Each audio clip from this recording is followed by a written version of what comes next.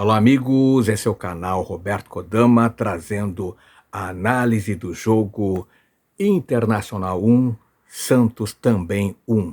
Que jogo, meus amigos. O Inter poderia ter goleado o Santos no primeiro tempo. No segundo tempo, o Santos poderia ter virado o jogo. Esse é o resumo desse jogo.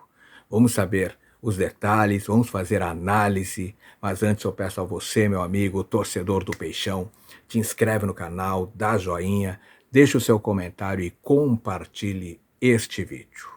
Vojvoda entrou com um time totalmente descaracterizado e com isso o Inter empilha gols perdidos e o Santos consegue buscar o empate com o dedo de Vojvoda, que tinha errado no time titular.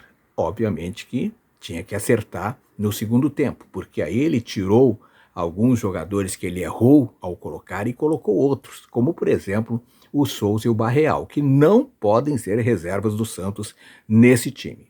A verdade é que o Inter comandou o primeiro tempo no Beira-Rio, teve muitas oportunidades, empilhou gols perdidos, sofreu com as substituições certeiras de Juan Pablo Vojvoda e acabou empatando 1-1 com o Santos, com o Beira-Rio lotado, e esse duelo embolou de vez a briga contra o rebaixamento do Brasileirão. Tá tudo em aberto. O Santos tem condições, o Vitória tem condições, o Inter tem condições, enfim, qualquer um pode cair. Alan Patrick iniciou a contagem, mas Barreal entrou e decidiu na etapa final. O resultado deixou os gaúchos com 41 pontos e ainda na 15ª posição da tabela. O Inter estava indo para a Sul-Americana, com 1-0 do primeiro tempo. Agora está bem próximo e numa situação crítica na tabela de classificação. Por quê? Porque o Inter sai para 2 jogos fora e decide tudo no Beira-Rio contra o RB Bragantino. O Vitória venceu na rodada e aparece logo atrás com 39 pontos. Ou seja, são 2 pontos de diferença com o Vitória, que é o primeiro fora da zona de rebaixamento. E o Santos é o primeiro, né? Não conseguiu deixar a zona do rebaixamento, é o primeiro da zona, alcançou 38 pontos, ou seja, tem 1 ponto a menos que o Vitória. Está na 17ª posição, antes da antepenúltima rodada do torneio nacional. Olha, as últimas rodadas vão ser tensas, vão ser nervosas, mas eu acho que o Santos tem mais chances do que o Vitória e que o Internacional de não cair, porque tem o jogo contra o Sport em casa que provavelmente vai vencer. Eu digo provavelmente porque a essas alturas do acontecimento nada está decidido, porque tem também a famosa mala branca. Os times voltam a jogar pelo Brasileirão, portanto, na noite de sexta-feira, o Inter encara o Vasco no Rio de Janeiro a partir das 19h30, enquanto que o Santos, 2 horas depois, ou seja, 21h30, recebe o Lanterna Sport, que já está rebaixado. Olha só como é que ficou as posições na tabela. O Inter, 15º com 41 pontos, 16º vem o Vitória com 39 pontos, 17º, primeiro rebaixado, o Santos com 38 pontos, e tá assim, né? É a briga entre esses 3 aí, Inter, Vitória e Santos. Nenhum dos 3 consegue se desvencilhar dessa zona que ninguém quer estar. Mas o Inter demorou um pouco para engrenar, mas marcou com Alan Patrick antes de engatar uma blitz, uma pressão quase insustentável, quase insuportável sobre o adversário. O gol do camisa 10 deixou o Santos completamente desnorteado e com pouca potência ofensiva, sem chutar até o intervalo. E o placar só não foi mais elástico antes do intervalo, porque a trave salvou o Santos 2 vezes no mesmo lance. Olha, foi por detalhe, o Inter poderia ter feito 3-0, 4-0 no primeiro tempo. Esse incrível, apaixonante Mirassol derrubou o Ceará por 3-0 e o Ceará também está na briga pelo rebaixamento neste momento. E no segundo tempo, o Vojvoda acionou o trio de jogadores que acabou gerando o empate. João Schmidt, Guilherme e Barreal construíram o empate em uma jogada trabalhada pela esquerda e mudar a dinâmica do embate, que ganhou mais equilíbrio e boas chances de gol até o apito final. O Santos perdeu chances, o Inter também, e o jogo ficou franco, o jogo ficou aberto e qualquer um dos dois poderia ter saído com a vitória neste embate eletrizante no estádio Beira-Rio, pois o duelo começou com pouca inspiração ofensiva e nenhuma finalização até os 15 minutos do primeiro tempo. Quem chegou com algum perigo foi o Inter, que valorizou a posse e teve 3 escanteios praticamente na sequência, mas não aproveitou nenhum deles. Pelo lado santista, Luan Pérez precisou ser atendido diante de um sangramento no nariz, e no segundo tempo ele sangrou de novo quando ele levou uma bolada no rosto, né? E quem decidiu foi o capitão, o camisa 10, o craque do Inter. O Inter melhora e com paciência abre o placar na primeira finalização da partida. Alan Patrick recebeu o passe em diagonal de Mercado, acionou Borré e arrancou rumo à área rival. E o colombiano tabelou com Alan Rodrigues e deu um toque de peito para o camisa 10, que emendou a bola para o fundo da rede, fuzilou e não deu chances para o Brasão. 1-0 para o Internacional.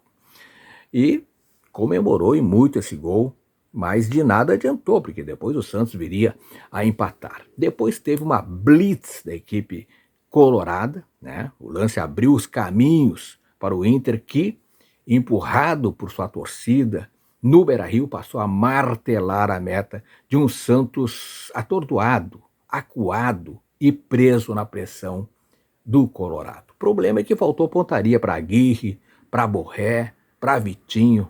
Os 3 erraram pouco depois do gol de Alan Patrick.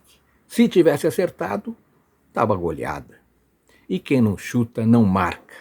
Em meio ao domínio do Inter, o time de Juan Pablo Vojvoda teve pouca força ofensiva, pouca criatividade, não conseguiu finalizar antes do intervalo.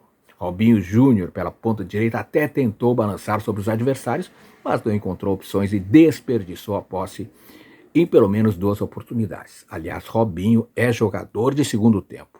Entra no primeiro tempo, não leva muito perigo. Segundo tempo, se tivesse no time, olha, teria sido muito mais perigoso para o Santos.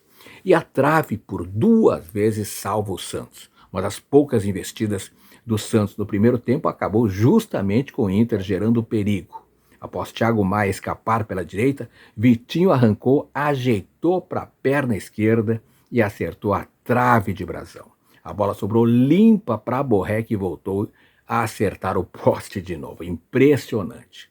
E aí o Vojvoda mudou muitas peças, né? O Santos voltou do vestiário com 3 mudanças do meio para frente. O Vojvoda sacou Zé Rafael, Vitor Hugo e Robinho Júnior para acionar o João Schmidt, o Barreal e o Guilherme.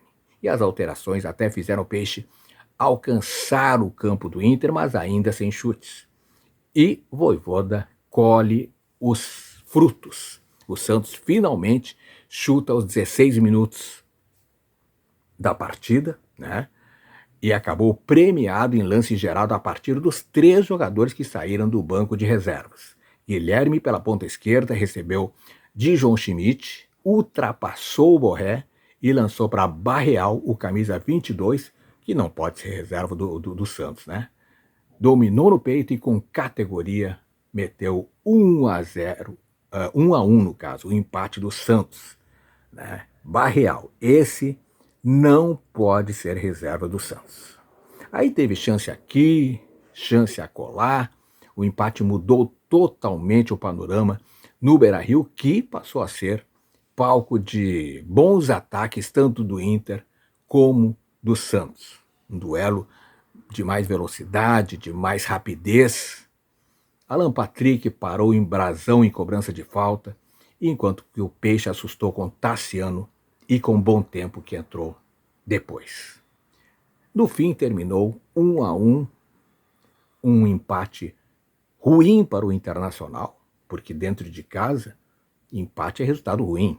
E muito bom para o Santos, que agora tem o esporte dentro de casa e pode até trocar de lugar na próxima rodada.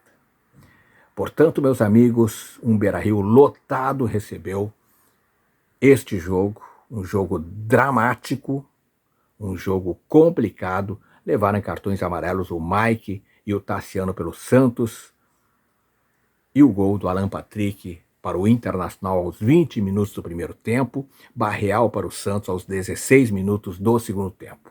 O Inter empatou com o Rocher, Aguirre, depois Bruno Henrique, Vitão, Mercado e Bernabé, Thiago Maia, Bruno Gomes, Alan Rodrigues, depois Gustavo Prado e Alan Patrick, Vitinho e Borré, depois o Ricardo Matias. O time do técnico Ramon Dias. O Santos empatou com Gabriel Brazão, Mike, Adonis Frias, Luan Pérez e Escobar, depois o Souza. Willarão, Zé Rafael, depois o João Schmidt e Vitor Hugo, depois o Barreal. Rouleiser, depois Bom Tempo, Tassiano e Robinho Júnior, depois o Guilherme. O time do técnico Juan Pablo Voivoda. Tá aí, bom empate para o Santos, péssimo empate para o Inter. Esse é o resumo de Inter 1, Santos 1. E você, meu amigo, o que você achou desse jogo? Deixa nos comentários que eu quero saber a sua opinião. E o mais importante, te inscreve no canal, porque aqui no canal Roberto Kodama você sabe tudo sobre o alvinegro praiano. A todos, muito obrigado, beijo no coração e fique com Deus.